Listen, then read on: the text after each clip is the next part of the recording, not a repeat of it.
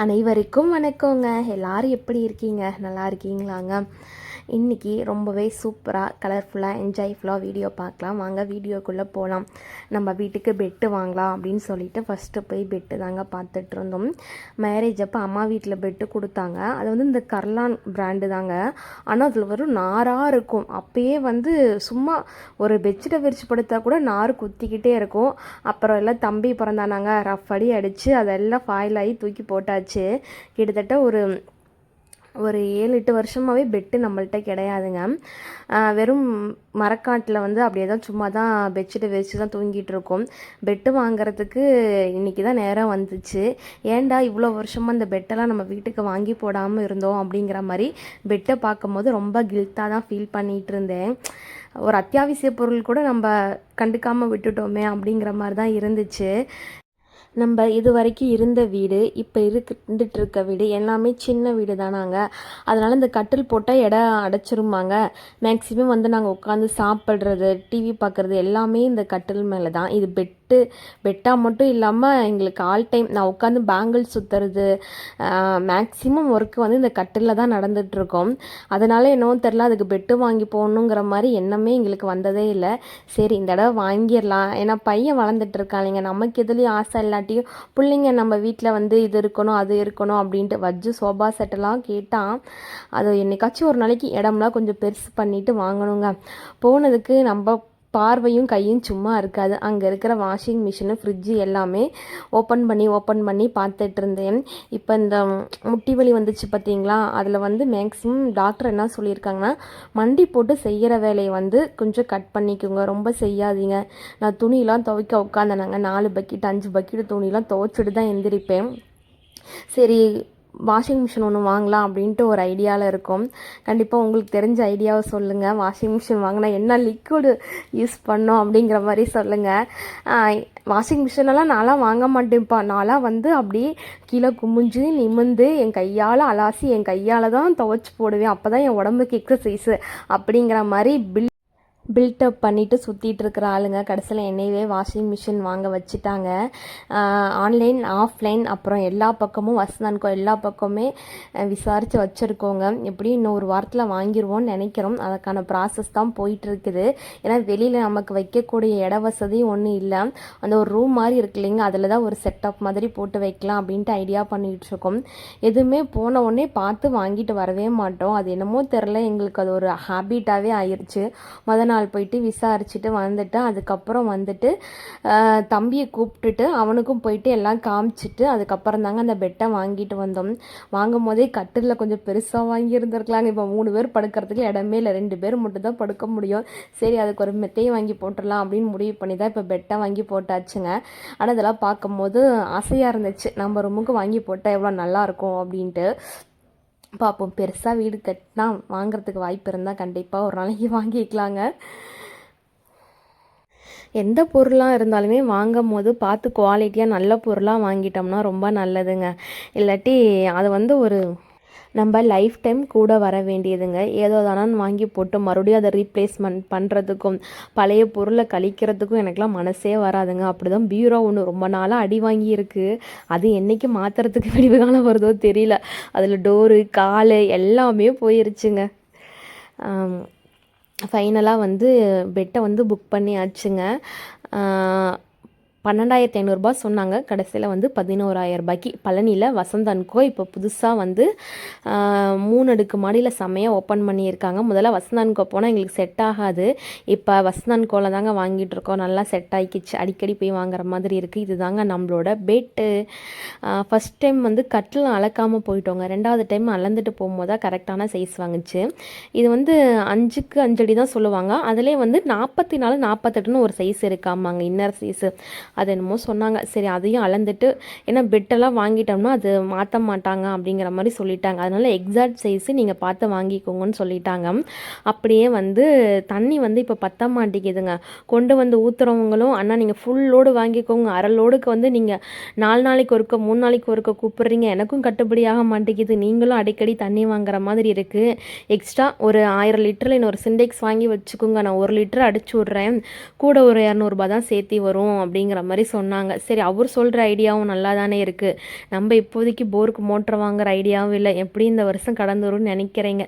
சரி, அது வரைக்கும் வந்து விலைக்கு எவ்வளோ தான் தண்ணி வாங்குறது, அதுவும் தண்ணி விலையும் வேறு ஏற்றிட்டாங்களாங்க. அதனால் ஒரு சிண்டெக்ஸையும் ஒன்றையும் தூக்கி போட்டுட்டு நாளைக்கு ஃப்யூச்சரில் அந்த வாஷிங் மிஷின் வந்து பாத்ரூம் ஏரியாவில் ஒரு இப்போ வெஸ்டர்ன் டாய்லெட் கட்டியிருக்கோம் பார்த்தீங்களா, அதில் வைக்கலான்ட்டு ஒரு ஐடியா. அதுக்கு மேலே ஒரு சீட்டை போட்டு கவர் பண்ணிடலான்ட்டு ஒரே வண்டி வாடகையில் எல்லாம் கவர் பண்ணிடலாம் அப்படிங்கிற மாதிரி 3ஐயும் அள்ளி போட்டு வந்தாச்சு. இது ஸ்கூல் ஓப்பனிங்க்கு முன்னாடி இந்த யூனிஃபார்ம் வாங்கி தச்சு கொடுத்துட்டேங்க. அதில் 2 கோட்டு மட்டும் பேலன்ஸ் இருந்துச்சு. நோம்பி முடிஞ்சிட்டு வந்துட்டு கால் வலி இருந்துச்சு. அப்புறம் வந்து அவங்கள்ட்ட அக்கா சொன்னேன், இப்படி கால் வலிக்கா மிஷினில் உட்கார முடியல அப்படின்னே. சரிம்மான்ட்டு அவங்களும் ஃபோன் பண்ணவே இல்லை. எனக்கு இருந்தாலும் மனசு அடிச்சுக்கிட்டே இருந்துச்சு, சாக்கு போக்கு சொல்லிகிட்டே இருக்கிறோமே அப்படின்ட்டு. அப்புறம் ஒரு 10 நாளைக்கு நல்லா அப்பயும் பாருங்கள் 10 நாள் நல்லா ரெஸ்ட் எடுத்துகிட்டு அதுக்கப்புறம் தான் 2 கோட்டையும் கொண்டு போயிட்டு தச்சு கொடுத்துட்டு வந்தேன். அவங்க கேட்கலைங்க. இருந்தாலும் ஸ்கூல் போகிற பிள்ளைங்களுக்கு யூனிஃபார்ம் தானே கம்ஃபர்டபுளாக அவங்களும் வேர் பண்ணுறதுக்கு நல்லாயிருக்கும். ஒன்றை போட்டுட்டு இருந்தாலும் நல்லா இருக்காதுங்கிறனால கொண்டு போய் கொடுத்துட்டு வந்துட்டேன். அப்புறம் இது ஃப்ரைடேங்க, எக்கச்சக்க ஒர்க் இருந்துச்சு, ஆல்ட்ரேஷன் ஒர்க்கே நிறையா இருந்துச்சு. இதெல்லாம் ஓல்டு சாரீங்க. இதில் வந்து புழுக்கூடு பட்டுப்புழு வந்து கூடு போட்டு வச்சுருப்பாங்க. அது பொத்துறதுக்கு வந்து இந்த சேலையை வந்து நீல வாக்கில் கட் பண்ணி அகலமாக மூட்டி கொடுக்கணும். ஒரு சேலைக்கு வந்து 50 ரூபா வாங்கினேன்.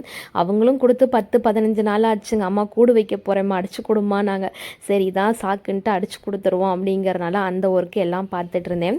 அன்றைக்கி வந்து அத்தை மாமாவுக்கு வந்து 44வது வருஷம் திருமண நாளுங்க. அவங்களும் ஊர்லேருந்து வந்திருந்தாங்க. சரின்ட்டு போயிட்டு வெளியில் போய் நைட்டு டின்னர் சாப்பிட்டு வந்துடலாம் அப்படின்ட்டு அவங்க வரும்போதே திருவண்ணாங்குடிக்கு போய் சாமி கும்பிட்டு வந்துட்டாங்க. அப்புறம் ஹஸ்பண்ட் வந்ததுக்கப்புறம் எல்லாருமா போயிட்டு நைட்டு டின்னர் சாப்பிட்டு வந்தோம். பக்கத்தில் ஒரு நல்ல வெஜ்ஜு ஹோட்டலுங்க. போன உடனே குஸ்பி இட்லி நல்லா குண்டு குண்டாக இருந்துச்சுங்க. ஆளுக்கு 2 இட்லி, அதுக்கப்புறம் தோசை, அதுக்கப்புறம் பன்னீர் பராத்தா அப்படிங்கிற மாதிரி வீட்டுக்கார் சொல்லியிருந்தார்.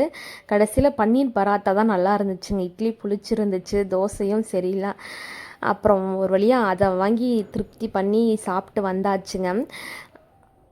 ஊர்லேருந்து வந்தவங்கள ஹோட்டலுக்கு கூப்பிட்டு போனோம்னா நல்லா திருப்தியாக சாப்பாடு வச்சு கூட்டிகிட்டு வரதில் நமக்கு ஒரு சந்தோஷங்க. அப்புறம் வந்து கட்டாயமாக காப்பி குடிச்சிட்டு தான் வீட்டுக்கு போகிறோம் அப்படிங்கிற மாதிரி அத்தையும் மாமாவுக்கு அன்றைக்கி நல்லா மழையும் பெஞ்சிட்டு இருந்துச்சு. வெள்ளிக்கிழமை நல்லா மங்களகரமாக சூப்பராக வந்து அன்றைக்கி டே வந்து போச்சுங்க. அப்புறம் அத்தையும் மாமாவும் சனிக்கிழமை ஊருக்கு போயிட்டாங்க. இது வந்து ஞாயிற்றுக்கிழமைங்க. ஒன்று ஞாயிற்றுக்கிழமை வீட்டுக்காருக்கு வேலை இருக்கும். போன வாரம் உடம்பு சரியில்லாமல் போயிடுச்சு அவருக்கு. சரி இப்படியே போயிட்டுருக்கே, எங்காச்சும் ஒரு அவுட்டிங் போயிட்டு வருவோம். நம்ம தான் 1 மாதத்துக்கு ஒரு தடவை அவுட்டிங் போகாமல் விட்டால் குளிர் காய்ச்சல் வந்துடுமே, அப்படிப்பட்ட ஆள் நம்ம அப்படின்ட்டு சரின்ட்டு இன்றைக்கி போகாத இடத்துக்கு போகலாம் அப்படின்ட்டு உடுமலையில் வந்து கோடந்தூர் கட்டளை மாரியம்மன் கோவில் அப்படின்னு ஒரு கோவில் இருக்குங்க. இந்த சைடு உள்ளவங்களுக்குலாம் தெரியும். இது வந்து கேரளா பார்டருங்க, தமிழ்நாட்டோட பார்டரு. இந்த கட்டளை மாரியம்மன் கோயிலை தாண்டிட்டோம்னா அது அப்படியே மூணார். நாங்கள் போன இடத்துக்கும் மூணாருக்கும் ஒரு 50 கிலோமீட்டர் தாங்க டிஃப்ரெண்ட்டு. நல்லா ஃபாரஸ்ட் ஏரியா. இது வந்து உடுமலையில் கொழுமம் போகிற வழி. நாங்கள் ஷார்ட்கட்டில் போயிட்டோம். இங்கே வந்து அமராவதி அணை டேம் ஒன்று இருக்குங்க. அதுக்கப்புறம் முதலப்பண்ணை இருக்குது. எங்களோட 2வது வருஷம் கல்யாண நாளைக்கு எங்கள் வீட்டுக்கார் இங்கே தான் கூட்டிகிட்டு வந்தார். முதலப்பண்ணை வஜ்குட்டியோடு வந்தோம். செம்ம மெமரிஸ் அதெல்லாம். அப்படியே அமராவதி அணையில் வந்து தண்ணி வந்து அந்த சட்டரில் திறந்து விடலைங்க, இங்கிட்டு தான் சைடு வழியாக தான் வந்துச்சு. அந்த வெயிலையும் பார்க்குறதுக்கு செம்ம சூப்பராக இருந்துச்சு. காலையில் வீட்டில் நைட்டு போட்ட சப்பாத்தி உருண்டை கொஞ்சம் எடுத்து வச்சுருந்தாங்க. அதில் சப்பாத்தி போட்டு பழைய குழம்பு இருந்துச்சு வச்சு சாப்பிட்டு வெளியில் வந்தால் தான் நமக்கு பசி எடுக்காதே. டீயும் ஸ்நாக்ஸும் வாங்கி சாப்பிட்டுட்டே நம்ம பொழுது ஓட்டிடுவோம். அப்படியே இந்த டேமுக்கிட்ட ஃப்ரெஷ்ஷாக மாங்காய், அன்னாச்சி பழம், தர்பூசணிலாம் வச்சுருப்பாங்க. அதை வாங்கி இவங்களாம் வேணான்ட்டாங்க. நம்ம வந்ததே அதுக்கு தாங்கிற மாதிரி நான் சாப்பாட்டு வேலையை ஒரு பக்கம் ஆரம்பிச்சிட்டேன். அன்றைக்கி வேறு நாங்கள் போகிற ரூட்டில் வந்து ரேக்லா ரேஸுங்க. இந்த மாட்டு வண்டியில் வந்து பந்தயம்னு சொல்லுவாங்க இல்லைங்க, கிட்டத்தட்ட ஒரு 500 வண்டிக்கு மேலே இருந்துச்சுங்க. அதனால் இந்த ரோடவே வந்து பிளாக் பண்ணிட்டாங்க. அதுக்கப்புறம் மாறி போகணும் அப்படின்னு சொல்லிட்டாங்க. அதனால் அதில் ஒரு சொத்து. அந்த இடம் வந்து அதுக்கு மேலே அமேசான் காடு மாதிரி கரடுமுரடாக இருந்துச்சு. சரி அப்படிங்கிற மாதிரி கிளம்பியாச்சு அங்கேருந்து.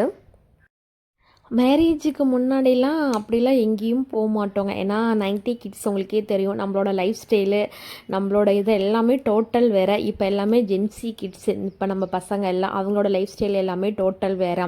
அது இல்லாமல் எனக்கு எங்கள் அண்ணனுக்கெல்லாம் வந்து பஸ் சீக்னஸ் இருக்குங்க. போனாவே குடமாக வாந்தி எடுத்துருவோம். ஏதோ முக்கியமான ஃபங்க்ஷனாக மட்டும்தான் போவோம். அதுக்கப்புறம் வேறு எங்கேயுமே அவ்வளோக்குலாம் போனது இல்லைங்க. ஆனால் இப்போ ஆஃப்டர் மேரேஜ் ரொம்பவே லைஃப் மாறிடுச்சு. நல்லா இந்த பைக்கில் லாங் ட்ரைவ் அடிக்கிறதுனா நமக்கு கை வந்த கலையாகி போச்சு. எங்கே வேணாலும் அசராமல் நல்லா ஹில் ஸ்டேஷன் எல்லா பக்கமும் போயிட்டு வந்துடுறதுங்க. இப்போ வந்து உடுமலையிலேருந்து அங்கிட்டு ஒரு 30 கிலோமீட்ரு ரோடு வந்து இந்த டர்க்கிங் ஸ்பெல் பண்ண தெரிலைங்க. அது நல்ல ஃபாரஸ்ட் ஏரியாங்க. அங்கிட்டு பூரா இந்த யானைகள் என்ட்ரி, அதுக்கப்புறம் வந்து மான்லாம் பார்த்தோம். அந்த இடமே வந்து அவ்வளோ சூப்பராக இருந்துச்சுங்க. அப்படியே அந்த மலை மேலே மேகம் வந்து அப்படியே முட்டிட்டு போகிறத பார்க்குறதுக்கெலாம் கிளைமேட் அருமையாக இருந்துச்சு. இந்த ரூட்டுக்கு வந்து பஸ் வசதியும் இருக்குங்க. நிறையா பீப்புள்ஸ் வந்து இந்த பைக்கில் ஹெல்மெட்டு பேக்கெல்லாம் வச்சுட்டு எல்லாம் கேரளா பீப்புள் தான் எல்லாமே. அங்கிட்டு மூணாருக்கு இந்த லைனில் தான் போவாங்களாமா. எல்லாம் டபுள் பேராக பைக்கில் செம்ம ரைடு அடிச்சிட்டு இருந்தாங்க. அவங்கள தான் நிறையா பார்த்தோம். அதுக்கப்புறம் காரு, அப்புறம் பஸ்ஸு அப் அண்ட் டவுனும் போயிட்டு வந்துட்டு இருந்துச்சுங்க. கேரளா பஸ்ஸே கிட்டத்தட்ட 2-3 பஸ்ஸு நாங்கள் பார்த்தோங்க. ஞாயிற்றுக்கிழமை நான்வெஜ் எடுக்கிற பிளான் இல்லை. ஆனால் வீட்டில் இருந்தோம்னா எங்கேயாச்சும் போயிட்டு வந்துடுவோம். அன்றைக்கி அந்த டே வந்து நல்லா யூஸ் பண்ணிக்கலாம் அப்படின்னு நினச்சி எங்கேயாச்சும் போகாத பக்கத்துக்கு போயிட்டு ஒரு என்ட்ரியை போட்டுட்டு வந்துடுறதுங்க. இதுதான் அந்த ஃபாரஸ்ட் ஏரியா என்ட்ரன்ஸு. அன்றைக்கி வீட்டிலேருந்து கிளம்பும் போதே 10:30 மணிக்கு மேலே தாங்க கிளம்பணும். போகலாமா வேண்டாமா ஒரே யோசனை, மழுப்பிக்கிட்டே இருந்தோம். சரி ஒரு மாதிரி சோம்பலாகவே இருந்துச்சுங்க. அதுக்கப்புறம் பார்த்தா வந்ததுக்கு செம்ம ஒருத்தடா அப்படிங்கிற மாதிரி தாங்க ஃபீல் ஆச்சு. நம்ம இது வரைக்கும் தாங்க 2 வீலரில் வர முடியும். இப்போ நான் சொன்னேன் பார்த்தீங்களா, கோடந்தூர் கட்டளை மாரியம்மன் கோவிலுக்கு வந்து நம்ம இவங்க வச்சுருக்க டெம்போவில் தான் நம்ம போக முடியும். ஏன்னா அது வந்து ஃபாரஸ்ட் ஏரியா. நாங்கள் டெம்போவில் போயிட்டு இருக்கும் போதே மான் வந்துச்சு, அதுக்கப்புறம் யானை வருங்க. இது பூரா வந்து ஃபாரஸ்ட் ஆஃபீஸர் கண்ட்ரோலு. அதனால் வந்து இதில் நம்ம ஓன் வெஹிக்கிள் வந்து நாட் அலோடுங்க. இதில் எங்கள் 3 பேர்த்துக்கு வந்து 120 ரூபா அப் அண்ட் டவுனுக்கு வாங்கினாங்க. செம்மையாக ஒர்த்து தாங்க சொல்லுவோம். அந்த டெம்போவில் அந்த பாதையில் போகிறதுக்கு நல்லா என்ஜாய் பண்ணோம். வேறு லெவல் ஃபீலிங்காக. வீட்டில் இருந்து கிளம்பும் போது மலப்பாக இருந்துச்சு. நல்லா யோசிக்காமல் வந்ததுக்கு செம்ம ஒர்த்துடா அப்படிங்கிற மாதிரி தான் இருந்துச்சு. தூரத்தில் ஒரு மான் ஓடிச்சுங்க. அதை நாங்கள்லாம் பார்த்துட்டோம். வீடியோ எடுக்கிறதுக்குள்ளே துள்ளி ஓடிடுச்சுங்க. அப்படியே அங்கே வந்து மலை சைடு மழை பேஞ்சிட்டு இருக்குதுங்க. இங்கிட்ட வந்து வெயிலாங்க. நாங்கள் கோவிலுக்கு போய் ஆற்றுல போயிட்டுருக்குறோம், மழை கொட்டுன்னு கொட்டிடுச்சுங்க. அந்த காட்டு வழி பாதையை அப்படியே ஒரிஜினலாக சவுண்டு கேளுங்களே, செம்ம சூப்பராக இருக்கும். 10 கிலோமீட்டர் இருக்கும் போலப்போம்.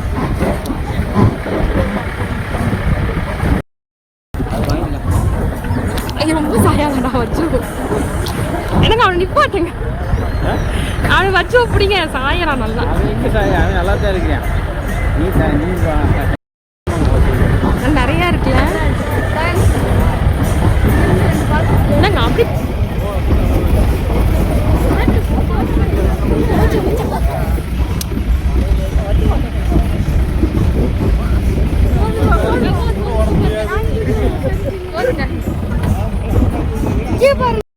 எனக்குலாம் அப்படியே வானத்தில் ரெக்க கட்டி பறக்கிற மாதிரி தோணிடுச்சுங்க. அப்படியே நம்ம வேறு உலகத்தில் இருக்கிற மாதிரி அப்படியே இமேஜினேஷன் பண்ணிவிட்டு அப்படியே அந்த ஏரியா வந்து ரசிக்க ஆரம்பிச்சிட்டேன். உண்மையாலுமே அவ்வளோ சூப்பராக இருந்துச்சுங்க. Turn left. Then your destination will be on the right. டெஸ்டினேஷனுக்கு வந்தாச்சு.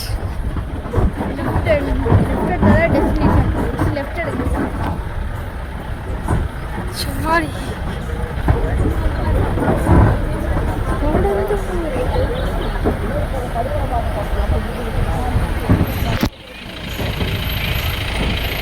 ஒரு ஃபுல் வியூ.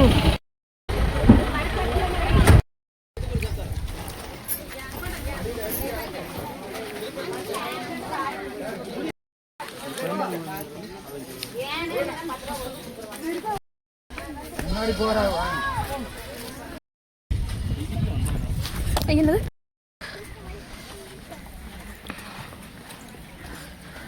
சிக்கன் நெக்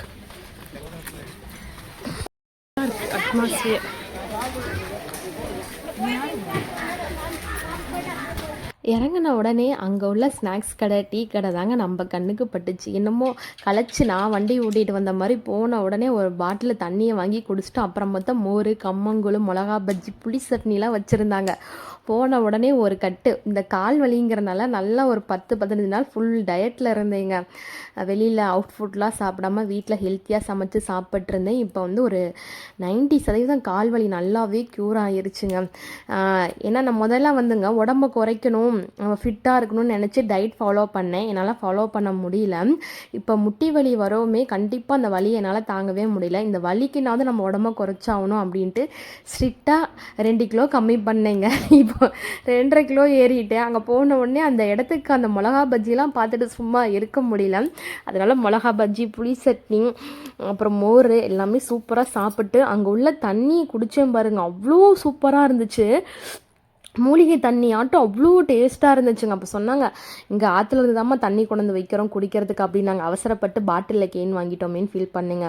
தண்ணி அவ்வளோ டேஸ்ட்டாக இருந்துச்சு. எல்லாமே சாப்பிட்டு முடிச்சுட்டு வர வழியில் பார்த்தா அந்த ஆற்றுக்கு போகிற வழி பூரா கிட்டத்தட்ட ஒரு 20-30 கடை இருக்கும் மாட்டிருக்கோங்க. அங்கே பூரா மதிய நேரத்தில் எல்லாம் பூரி, வடை, தோசைலாம் சுட்டு வச்சுட்டு இருந்தாங்க. ஆனால் நம்மளால் சாப்பிட தான் முடியல. அடுத்த டைம் போனால் கண்டிப்பாக டேஸ்ட் பண்ணணும். எனக்கெல்லாம் தண்ணியை பார்த்த உடனே குஷி ஆகிட்டேன். முதல்ல ஆற்றுல தையா தக்கான்னு கத்துவேங்க, இறங்குறதுக்கெல்லாம் பயப்படுவேன். வீட்டுக்காரர் தம்பிலாம் நீ மட்டும் குளி, நாங்களாம் குளிக்கலே. நாங்கள் கடைசியில் பார்த்தா மழை வந்து தொப்புறான்னு அவங்க நினைஞ்சிட்டாங்க. இங்கே வந்தாவே இங்கே நல்லா ஆற்றுல குளிச்சுட்டு இங்கே தீர்த்தம் எடுத்துட்டு நிறைய கோவில்களுக்கு போவாங்கங்க. அதுவும் வந்து இந்த இடம் வந்து ஒரு முக்கியமான ஒரு ஸ்தலம்ங்க. எனக்கெலாம் தண்ணி நல்லா சில்லுன்னு இருந்துச்சுங்க. ஆற்றுல குளிக்கும் போது நல்லா மலைப்பகுதியிலேருந்து மழை பெஞ்சால் எப்படி இருக்கும் ரியாலிட்டிக்காக அதெல்லாம் ஃபீல் பண்ணோங்க. அன்றைக்கி அந்த டேயே வந்து ரொம்ப சூப்பராக வச்சு. வீட்டுக்காரும் இப்போ உடம்பு சரியில்லாமல் போனதுலேருந்து அவருமே வேலைக்கு சரியாக போகவே இல்லைங்க. அவருக்கும் ஒரு ரீஎன்ட்ரி வேணும், நல்லா மனசெல்லாம் ஜாலி பண்ணிவிட்டு ரிஃப்ரெஷ்மெண்ட் ஆகி வரணும் அப்படிங்கிறதுனால அவரே எனக்கு முன்னாடி எங்கேயாச்சும் போகணுன்ட்டு பிளான் பண்ணிகிட்டு இருந்தார். அப்படி பிளான் பண்ணி வந்த இடம் தாங்க இது.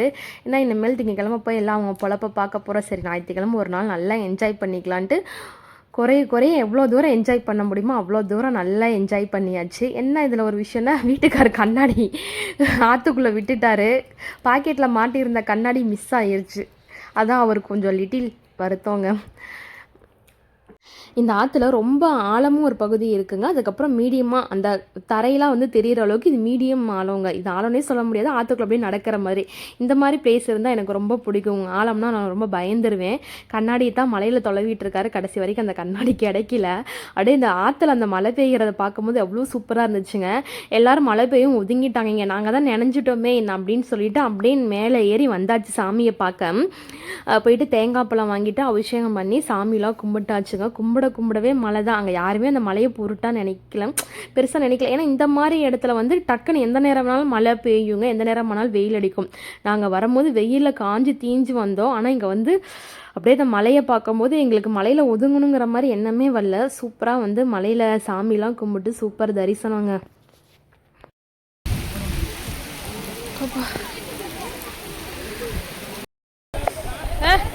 போடுங்க. சூப்பர்,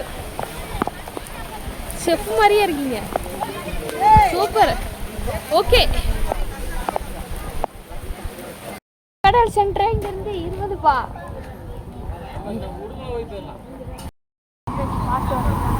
போய் எடுத்து சாப்பிட்டு பார்ப்போம். எப்படி நான் 1 hour ஆகும் உடுமலை போவேன்.